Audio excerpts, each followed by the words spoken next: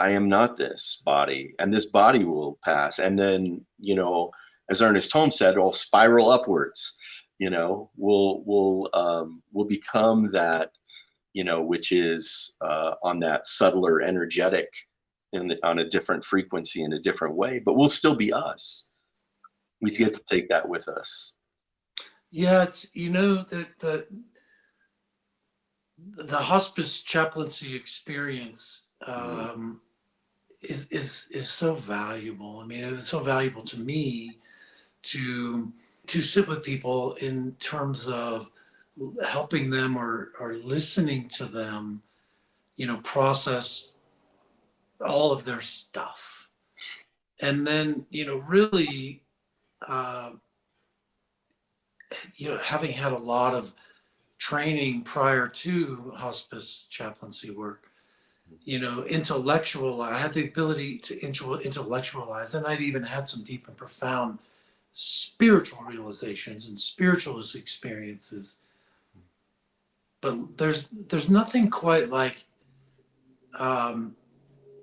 feeling the spirit blast out of the body,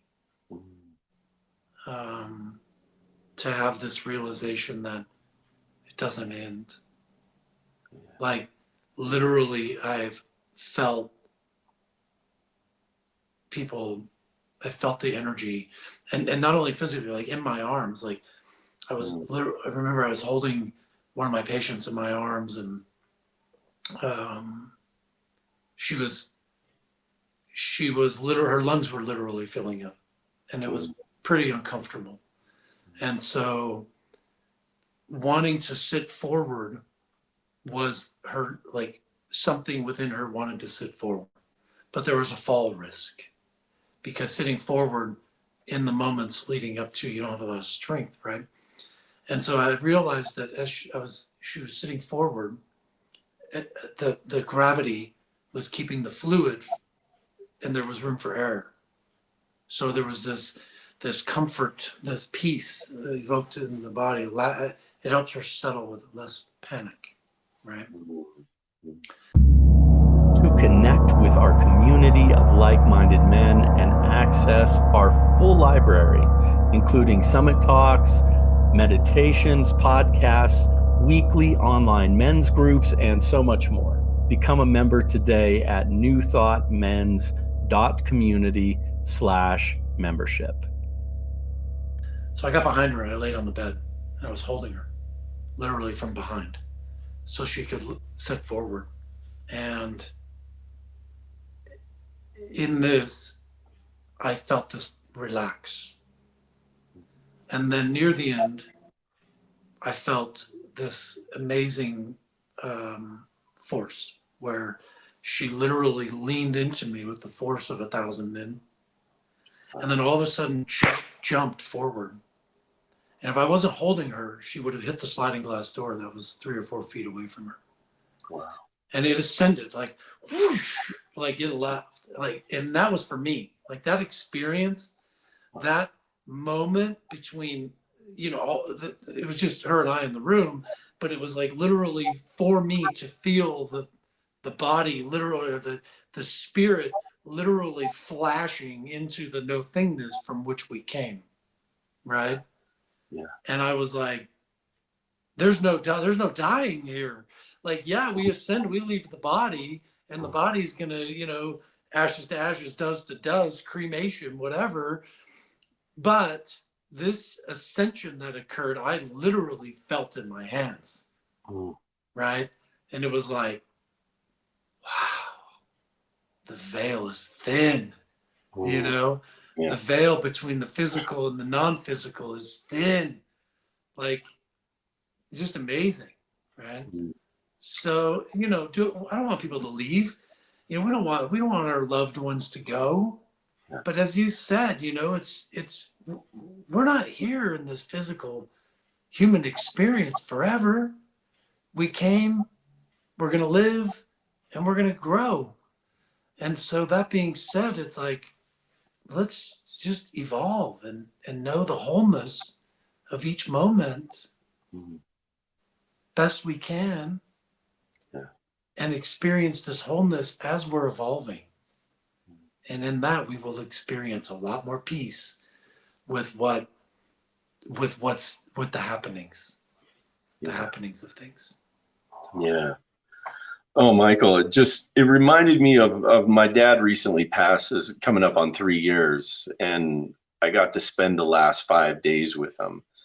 And the only kind of even close to understanding and experience with that was going through ministerial school and going through that process of how to show up for people in a hospice kind of situation. And it was incredible. I'm so grateful that I was there. You know, we got to have those kind of conversations like you had with, you know, with those other men. And I asked my dad, I'm like, hey, is there anything you need to get off your chest, anything you regret, anything that, you know, you want to, you know, let go of to release your burden?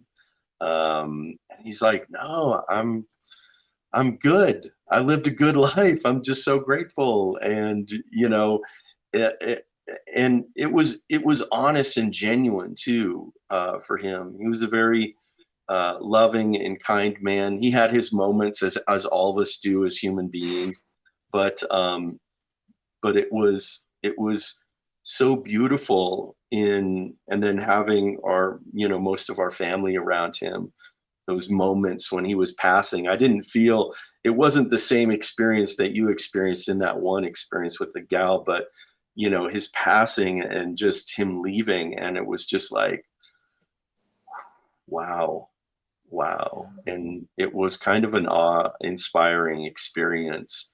And he did it with such grace. I was like, wow, okay. Thank you. And it was really a beautiful moment, instead of maybe being a traumatic moment, for our family. Yeah. So.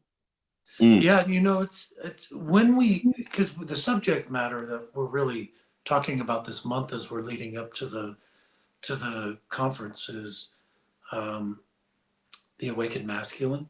Yeah. And ultimately, when we begin, you know, men are from Mars and women are from Venus, and I've got daughters and I have granddaughters and so forth, right? I know that for the first many years, my lady would come to me with a problem, and I made it worse. I mean, I lose my shit, man. Like, to feeling like I had to be the end all be all fix it guy or whatever, and didn't know how to do it because, you know, I'm the fixer, right? And so ultimately, at the end of the day, she would come to me just to tell me whatever it was. And I literally made it about me, and I blow a gasket about how, what do you want me to fix that too? And, you know, all this stuff would come up, right? So what I'm talking about from the awakened masculine, like, what a gift to give ourselves the ability to sit with our loved ones and know the wholeness of each moment, that I am not the source and supply of their existence. Yeah. That it's not mine to fix, but to actually evoke this love, heart of compassion, if you will, or whatever, and to be able to just hold them in love and in light and be thankful to be their one, their chosen one, to be able to sit with them no matter what.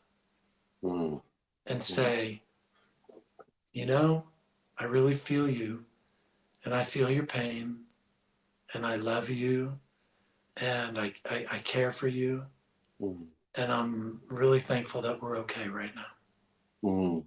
Right? And that must have been hurtful, or that must have been scary, or I know it was scary because I heard you say how scary it was for you, and to not necessarily, like, to actually be masculine enough to sit in a place of softness is not easy. I mean, it's not easy from that men or from Mars perspective, where we have to be the head of household. We're the patriarch. We've been programmed. Big boys don't cry. Big boys, all this BS, right? Gotta fix it. Yeah. And we get to move beyond into actually just sit with our loved ones, no matter what, and say, I love you. Yeah. You mean the world to me. Yeah. And I'm glad that I have had the opportunity to sit here in your pain or your fear or your sorrow, and we're going to be okay.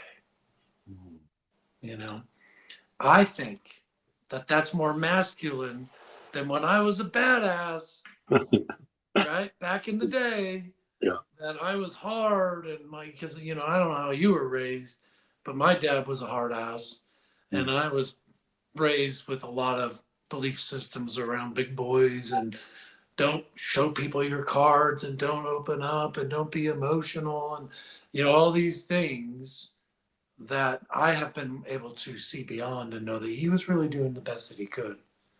Yeah. But it wasn't my next journey. It wasn't my journey to be like that, like my grandfather, like my father. My journey was to open up my heart and to realize that that I do have the ability to sit with people in their struggle and love them through it and